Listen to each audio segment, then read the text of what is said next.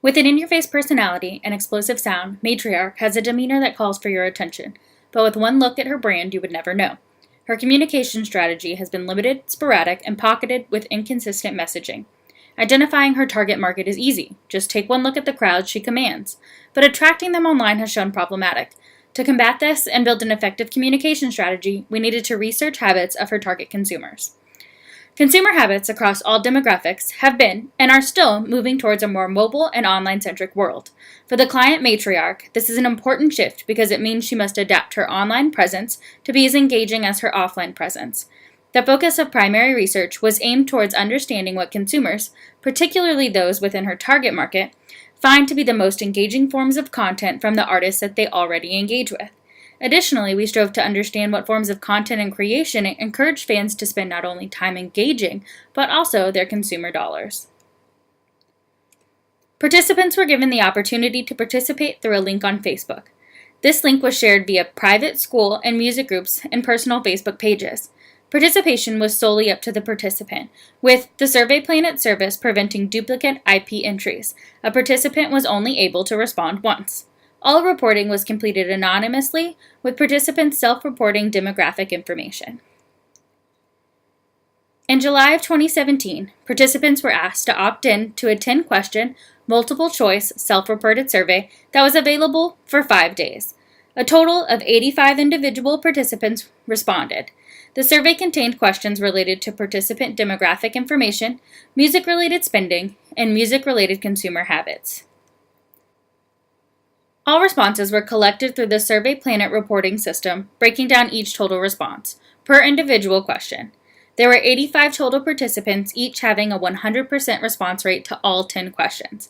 Of the respondents, the clear majority were Caucasian females 25 years or older. The dataset presented is in no way a clear representation of the greater population of music listeners, and as such, should be looked at in addition to various other sources. 85 participants willingly opted into the online survey.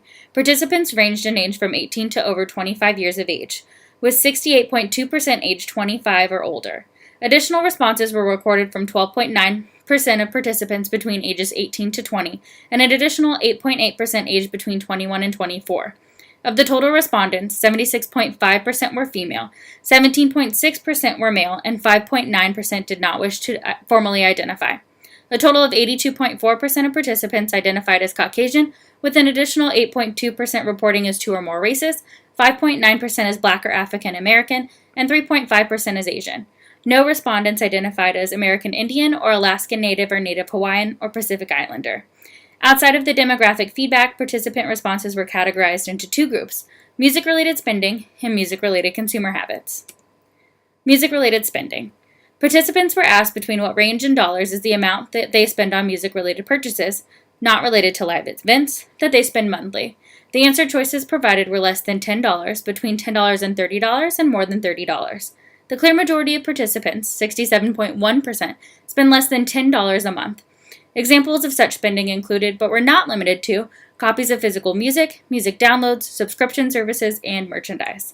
Of the remaining participants, 29.4% of them report spending between $10 and $30 monthly, while the remaining 3.5% spend over $30 on music-related purchases monthly. In this category, participants were also asked to report on how much they spend on live events monthly.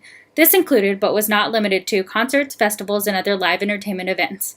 Participants were asked to choose from 4 ranges: less than $10, between $10 and $50, between $50 and $100, or more than $100.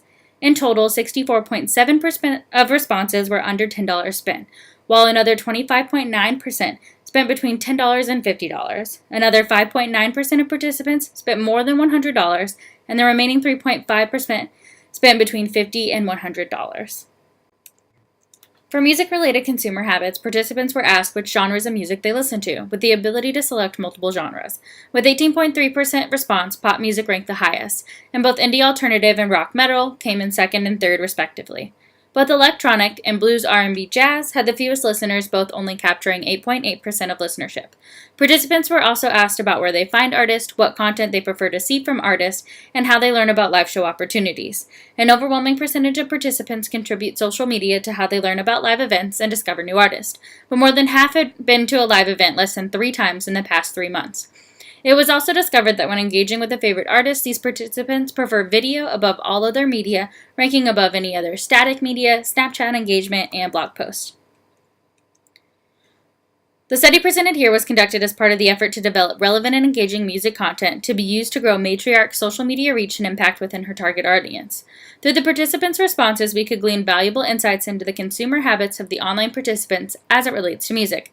In conjunction with various secondary resources to the data, will be used to create a social media plan that works on connecting Matriarch with her target audience, expanding reach and engagement, and fostering valuable relationships. While the survey provided a decent amount of valuable information, it did not encompass the larger and younger population of the target demographic. Any future research will need to be conducted in a manner that reaches a younger population.